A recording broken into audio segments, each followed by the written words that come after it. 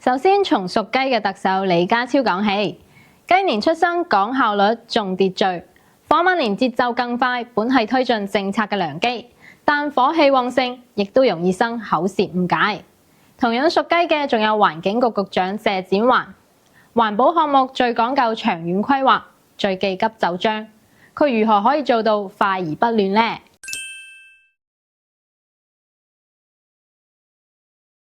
？2026火馬年整體氣場快熱衝，對屬雞嘅特首李家超嚟講係有利推進嘅一年。只要方向清晰，容易做到拍板快、落實快。但火氣重同節奏急都容易出現講得快、誤會多或者跨部門協調摩擦。建議喺政策推進用分階段路線圖，溝通上要更清楚交代時間表與取捨。健康方面，留意心火、睡眠、血壓，越忙越要規律。屬雞嘅仲有環境及生態局局長謝展寰，火馬年利快推項目，但環境政策最怕急就章，宜用數據同試點先行，減少反彈，對外口徑要一致，避免口舌是非。